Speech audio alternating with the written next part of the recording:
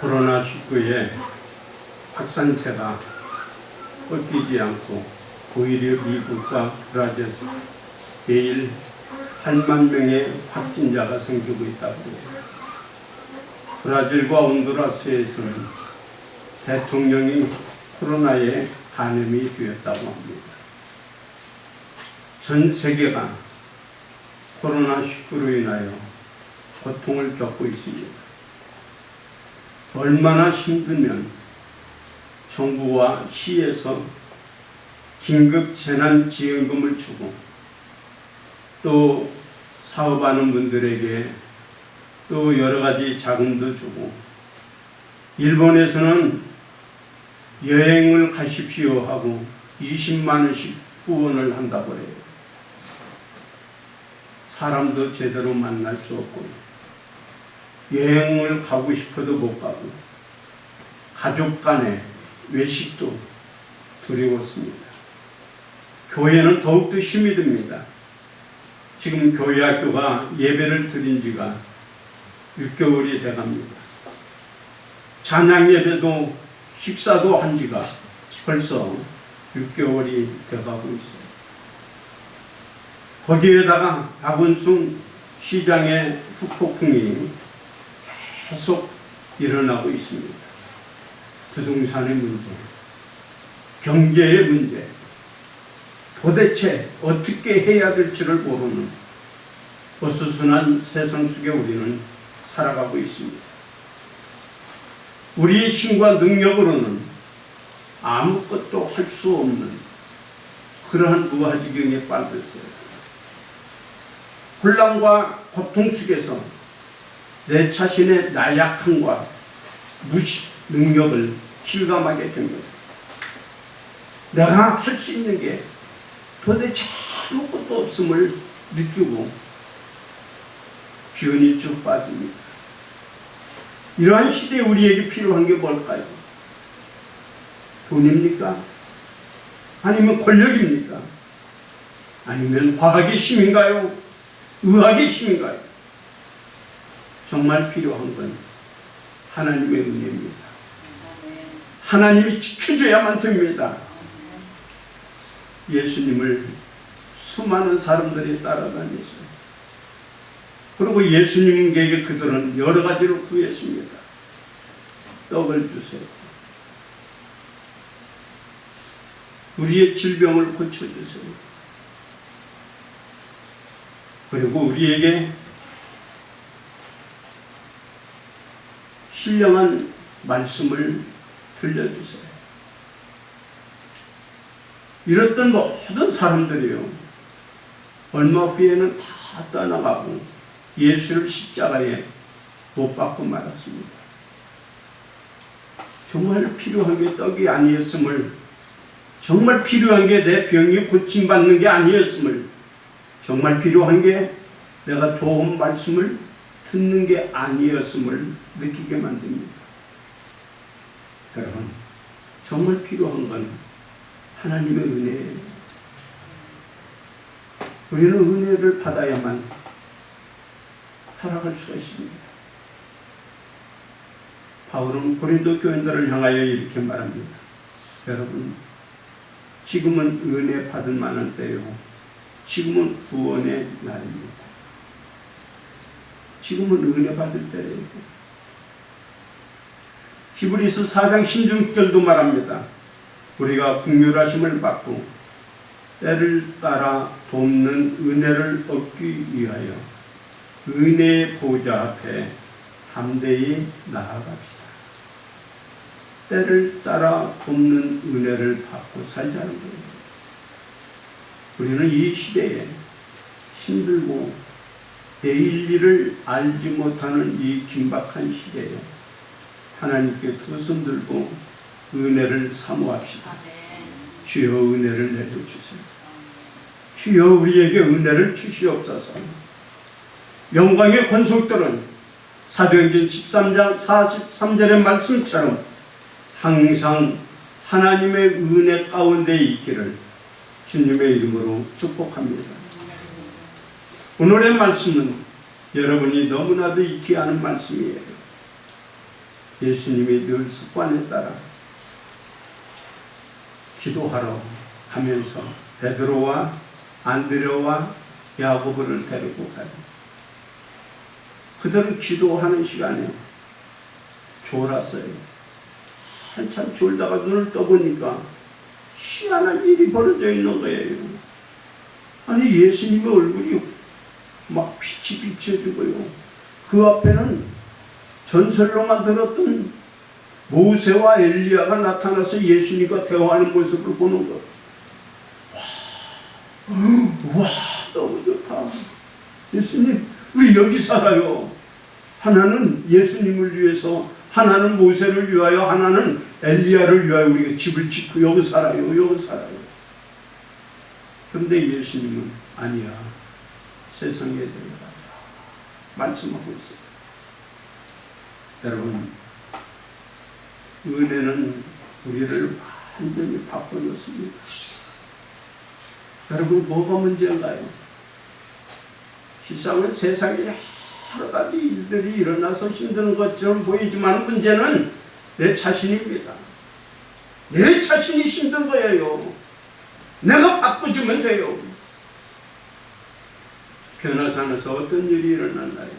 3절에 보면 그 옷이 광채가 나고 세상에서 빨래하는 자가 그렇게 희게 할 수 없을 만큼 희어졌다라고 말합니다.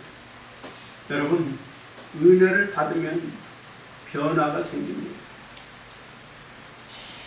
제일 먼저 나를 변화시키는 게 뭘까요? 한번 여러분 옛날에 은혜 받았을 때를 생각해 보십시오. 은혜를 받으면 내가 먼저 얼굴이 바꿔져요. 얼굴이 환해지잖아요. 우울상이 기쁜 상으로 바꿔지고요. 환해집니다. 예수님도 마태복음 7장 2절에 보면 변화산성에서 주님의 얼굴이 해같이 밝았다라고 말씀합니다. 모세도 시내산에 들어가서 하나님을 만나고 은혜를 받고 나니 그의 얼굴에 광채가 났고 스데반도 은혜를 받고 나니 그의 얼굴이 천사처럼 빛났다라 말씀하고 있어요. 여러분, 얼굴은 내 마음에 있는 것들이 그 얼굴로 표시가 돼요. 그래서 여러분이 근심과 걱정이 있으면 얼굴도 그걸 표시하잖아요. 나는 걱정이 많은 사람이요. 그런데 여러분, 내 마음이 기쁘고 즐거우면 얼굴이 뭐라고 써있나요? 나는 기뻐요. 나는 행복해요. 얼굴이 달라져요. 또 은혜를 받고 나면 뭐가 달라지냐면 언어가 달라져요. 옛날에는 내 안에 가시가 있어가지고 내 안에 상처가 있어가지고 이것이 그대로 나옵니다. 그래서 좋은 말보다는 꾹꾹 찌르는 말, 가시 있는 말, 또 응답해서 이런 험악한 이야기들 많이 하는데 은혜를 받고 나면요, 우리가 온유한 말을 내요. 부드러운 말을 내요. 칭찬과 격려하고 남을 세우는 말을 하게 돼요. 또 은혜를 받으면 우리가 새로운 피조물이 됩니다. 그리스도 안에 있으면 새로운 피조물, 이전 것은 지나갔으니 새 사람이 되어 옛사람이 아닌 새 사람이 된대요. 여러분, 새 사람이 됐다는 게 뭐예요? 은혜를 받으면 우리의 삶이 새 사람이 되어서 삶의 변화가 일어나요. 예수님의 옷이 아주 휘어서 깨끗해져서 빨래하는 사람이 저렇게 깨끗하게 빨 수 없을 지경에 그런 옷이 되었다고 해요. 이것이 무엇을 상징하나요? 계시록 19장 8절에 보면 마지막 때에 은혜를 받은 사람들은 주님이 깨끗한 세마포 옷을 입혀주셔요. 이 세마포는 아주 희고 깨끗한 옷인데 성도들의 옳은 행실이라 표현하고 있습니다. 그래요. 은혜 받고 나면 내 삶의 변화가 일어나요. 그래서 우리가 정말 기쁘고 즐겁고 행복하게 살려면 은혜가 필요해요. 여러분, 아무리 힘들어도 은혜 받고 나면 세상과 나는 관대없고 주만 보이니까 싱글벙글 내 얼굴이 되잖아요. 어떤 집사님이 신앙생활을 열심히 하는데 그 옆에 꼭 한 명이 따라다니면서 꾹꾹 찌르는 사람이 있어요. 봉사하고 싶어도 그 사람과 늘 부딪혀요. 그래서 은혜를 받는 게 아니라 늘 그 사람 때문에 시험만 받아요. 그래서 그거 놓고 하나님께 기도를 했어요. 하나님, 나 아무게 보기 싫어서 교회 옮기고 싶어요. 그 사람이 떠나든지 내가 떠나든지 하나님 꼭 좀 부탁해요. 그런데 하나님이 아무런 응답 말씀도 안 해요. 그러면서 어느 날 꿈에 이런 얘기를 하는 거예요. 얘야, 나는 죽은 자도 살리고 병든 자도 고치고 못할 것이 없단다. 그런데 나는 한 가지는 않는다. 네가 싫어하는 그 사람, 내가 그렇게 만들었는데 왜 네가 고치려고 하냐. 나 안 고치진다 그러더래. 그러니까 이 사람이 하나님 앞에, 그러면 어떻게 해요? 내가 갈 수밖에 없네요. 아니야, 네가 바꿔주면 돼. 네가 바꿔줘야지 왜 그 사람을 바꾸려고 하냐. 그 말을 듣고 그가 회개하면서 그래요. 저 사람이 문제가 아니라 내가 바꿔주면 되겠네요. 그래서 그렇게 노력을 하니 얼마나 편안하고 기뻤는지 몰라요. 여러분, 남편이 바꿔지기를 원하나요? 자식이 바뀌어지기를 원하나요? 내가 바꿔주면 됩니다. 내가 은혜를 받으면 돼요. 내가 은혜를 받으면 가정이 천국이 될 거고, 내가 은혜를 받으면 교회가 천국이 될 거고, 내가 은혜를 받으면 내 주변에 있는 모든 사람들이 다 천사처럼 보일 거예요. 사랑하는 성도 여러분, 이 시대에 그래서 우리는 은혜를 받아야 될 줄 믿어요. 또 은혜는요, 여기가 최고로 좋게 보여요. 여러분, 이 예수님은 습관에 따라 기도하러 가는데 이 세 제자들은요, 지겨워요. 하루 종일 전도하고 또 봉사하고 다녔는데 또 저녁이 쉴만한데 또 기도하라고 가니 기도가 되겠어요? 지겨워서 그냥 예 합시다 하고서 그냥 저러고 있는 거예요. 그런데 은혜를 딱 받고 나는 순간 그들의 입에서 뭐라고 말하냐면 여기가 주사오니 여기가 최고로 좋대요.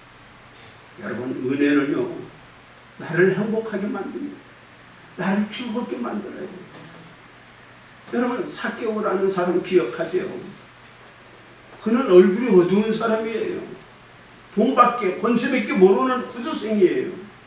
그런데 그가 예수님을 만나고 그 마음속에 뭐가 일어났나요? 기쁨이 생겼고 즐거움이 생겼고 행복이 찾아왔잖아요. 그러니까는 내가 이렇게 바꿔지니까 세상이 다 좋게 보여요. 사람이 좋게 보여요. 내 안에 있는 모든 원망과 불만, 그리고 부정적인 사고, 어두운 세력까지 다 떠나가게 만듭니다. 그러니 기쁘고 즐겁고 행복하니 내가 그냥 모든 게 좋은 거예요. 남편도 좋고요, 아내도 좋게 보이고요, 교회도 좋게 보이고요, 목사도 좋게 보이고요, 내 모든 목장의 식구들도 좋게 보여요. 예수님이 왜 세상에 오셔서 오셨나요? 은혜 받지 못하고 세상에서 좋은 곳에 살면서도 늘 원망하고 불평하고 짜증내고 사는 사람들을 볼 때 가슴이 아팠던 거예요. 여러분, 짜증이 나나요? 모든 게 못마땅하나요? 그러면 여러분 은혜를 받으십시오. 은혜를 받고 나면 여러분 여기가 내가 지금 우리 집이 최고다 이렇게 생각이 들 거예요. 여러분 은혜를 받고 나니까 예수님은 뭐라고 말씀하냐면 야 세상에 내려가자. 산 아래로 내려가자고 말해요.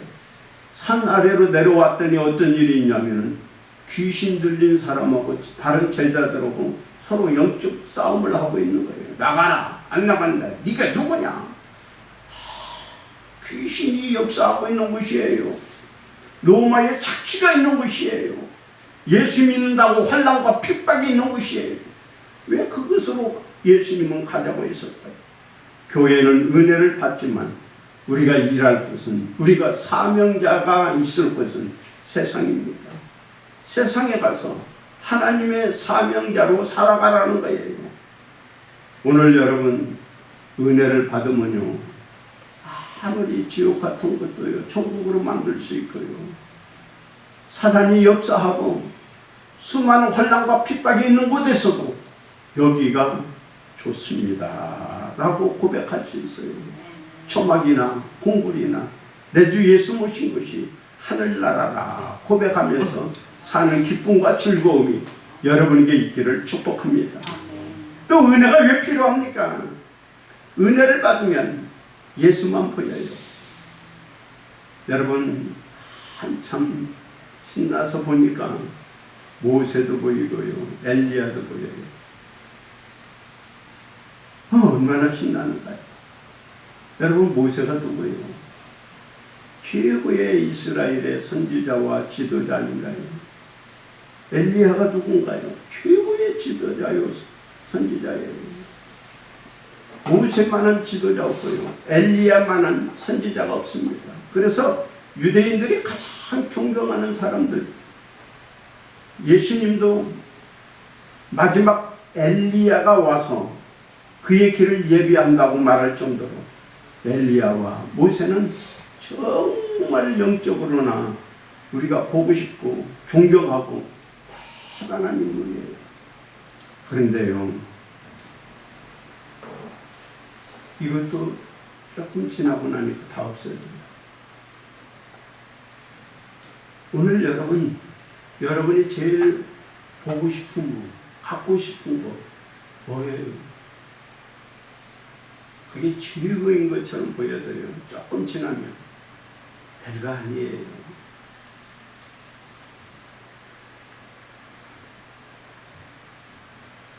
여러분의 신앙의 초점은 돈, 사람 그것이 아닌 예수님이 되어야 돼요. 그만 보이는 거예요. 은혜를 받고 나면 세상의 것, 그렇게 좋은 것들, 달콤한 것들, 아름다운 것들, 만나고 싶은 사람들도 다 보이지 않고 예수님만 보이는 게 은혜라는 거예요. 레오나르도 다빈치가 최후의 만찬을 만들잖아요. 그가 최후의 만찬을 다 그리고 그 그림을 보자기에 싸가지고 친구들에게 보여줬습니다. 야, 내가 정말 힘들어서 만든 작품이야. 봐. 그러니까 친구들이 그 그림을 보더만, 와, 네가 그린 그 잘 있잖아. 정말 생동감이 있어. 그 담겨있는 포도주는 꼭 우리 흐를 것만 같아. 와, 대단하다. 대단하다. 그러니까 다빈치가 갑자기 붓을 갖더만 그 유리잔을 딱 지워버리는 거예요. 와, 저 베드로 기가 막히게 그랬어. 와, 어떻게 저렇게 그럴 수가 있냐. 그러니까 또 베드로가 다빈치가 베드로의 그림을 딱 지워버리는 거예요. 그러니까 친구들 깜짝 놀라. 이렇게 좋은 작품을 왜 다 지우냐. 그러니까 다빈치가 뭐라고 말하는지 알아요? 나는 이 그림을 그릴 때 실패했구나. 나는 이 그림을 그릴 때에 예수님만, 누구든지 이 그림을 보면 예수님만 보았으면 하고 그렸는데 잔이 보이고 베드로가 보였다. 그러면서 다시 그린 게 오늘날 가지고 있는 교회의 만찬이라고 그래요. 그래요. 오늘 우리들에게 정말 소중한 게 여러분들 눈에 보이는 게 뭘까요? 처음에 교회 나오면 사람만 보이지. 그래서 늘 사람 이야기를 해요. 아니 영광교회 갔더니 아무개가 왜 이렇게 서치고 다녀? 꼬라지는 어찌고, 아이고 목사는 왜 그래 저래? 아이고 저 사람은 왜 그러는지 모르겠어. 여러분 처음 교회 나오면 이야기하는 게 뭐냐면 사람 얘기예요. 그렇잖아요. 그 다음에 두 번째로 조금 이야기하는 게 뭐예요? 지가 좀 배웠다고, 지가 좀 가졌다고, 그 사람이 가지고 있는 소유와 재능 가지고 또 한마디씩 해요. 그런데 여러분 은혜를 받고 나면 사람들이 교회 와서 뭘 보냐면 은혜를 받았어. 오늘도 예수님을 보여. 우리 영광교회 성도들은 이곳에 와서 사람을 보고 사람들이 가지고 있는 재능을 보는 것이 아닌 예수님만 보는 귀한 은혜와 복이 있기를 주님의 이름 축복합니다. 아멘. 교회는 예수님만 보여야 돼요. 어떤 신비, 어떤 기적, 어떤 세상의 그 달콤한 것, 그것보다도 여러분들이 이곳에 와서 예수님을 만나고 돌아가기를 주님의 이름으로 축복합니다. 저는 한 사람 이야기만 하고 말씀을 닫겠습니다. 한 10년 전 이야기인가요? 미국의 모든 사람들을 울리고 간 한 소년이 있었습니다. 라이언 화이트라는 소년이었습니다. 그는 13살에 혈류병을 앓아가지고 수술을 받아서 수혈을 받다가 그만 에이즈에 걸렸어요. 의사와 어른들의 부주의로 이 아이는 에이즈 환자가 되었습니다. 이제는 이 아이를 살릴 수 있는 길이 없었습니다. 그런데 이 소년도 알았어요. 그래서 소년은 자기가 얼마 못 산다 하는 이야기를 듣고도 여전히 똑같이 학교 다니고 친구 만나고 엄마 아빠에서 어리광을 부렸어요. 이 사실을 아는 미국의 잡지사들과 뉴스메이커들은 그 아이를 집중으로 취재하기 시작했습니다. 그래서 그는 텔레비전도 많이 나왔고요. 그리고 많은 뉴스에 그의 이야기가 모든 사람들에게 알려지기 시작했어요. 그의 밝은 얼굴, 죽음을 앞에 두고서도 열심히 살고 있는 그의 모습에 찬사를 보냈어요. 그는 5년 동안 이렇게 살다가 18세에 죽습니다. 소년이 죽기 전에 아버지에게 이런 이야기를 합니다. 아들아 미안하다. 이제는 내가 너에게 아무것도 해줄 수가 없구나. 이 아빠가 너를 살릴 수 있었다면 다 했을 때 미안하고 죄송하고. 그때 하이트가 뭐라고 말한지 아세요? 아빠, 나는 짧은 18살을 살았지만 세상 사람들한테 많은 사랑을 받았고 선물도 많이 받았어요. 그런데 지금까지 받은 선물 중에 최고는 아버지가 나에게 준 복음의 선물이에요. 아버지는 나에게 천국의 티켓을 선물로 주었어요. 나는 이제 예수님이 계신 천국에 가요. 아버지 울지 마세요. 우리 거기서 만나요. 하면서 마지막 눈을 감았다. 여러분, 예수님보다 귀한 분은 없어요. 예수님보다 더 위대한 분은 없어요. 돈도요, 사람도요, 세상의 쾌락도요, 지우개처럼 지워질 거예요. 그러나 오늘 여러분들 앞에는, 여러분들 마음속에는 예수 그리스도가 영원히 모셔주고 그분만 보여주는 은혜와 복이 있기를 주님의 이름으로 축복합니다. 기도하겠습니다. 아버지 하나님, 온통 세상이 어수선합니다. 코로나19로, 서울시장의 문제로, 부동산의 문제로, 경제 문제로 어떻게 해야 좋을지 모를 정도로 두렵습니다. 어떻게 살아야 됩니까? 힘으로도 안 되고 능으로도 안 됩니다. 하나님, 이 시대에 필요한 게 은혜입니다. 하나님, 우리에게 은혜를 내려주세요. 사랑하는 종들에게 은혜를 내려주세요. 은혜를 받고 세상을 섬기며 살게 해주세요. 예수님의 이름으로 기도합니다. 아멘. 우리 이제 세상으로 향합니다. 한 주간도 영적 전쟁에서 승리하는 우리 모두가 되시기를 바랍니다.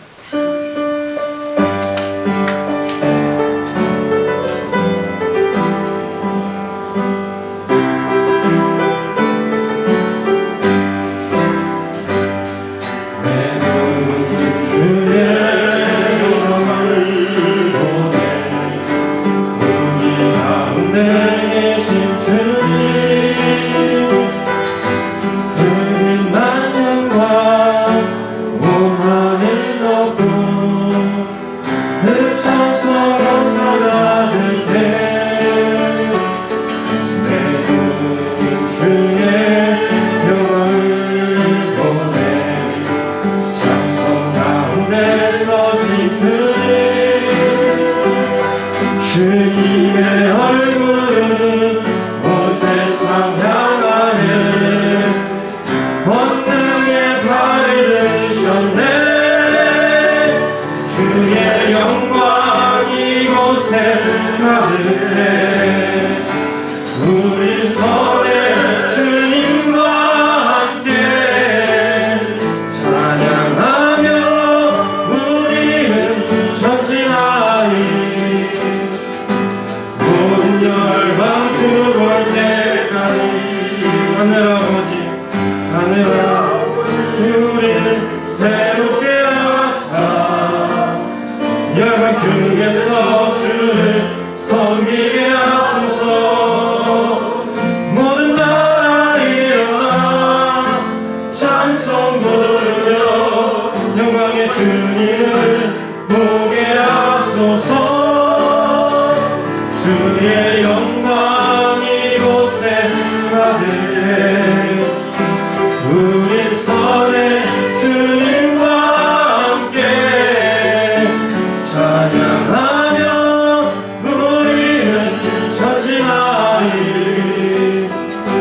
모든 열방 주 볼 때까지. 이제는 우리 주 예수 그리스도의 은혜와 하나님의 크신 사랑과 성령님의 교통하시고 축복하시니 어수선하고 힘든 때를 살아가는 주의 종들이 은혜를 사모하오니 은혜를 주시옵소서 간구하는 무리들과 그들 가정과 이 나라 이 민족이 이제로부터 영원토록 함께 하시기를 간절히 축원하옵나이다. 아멘.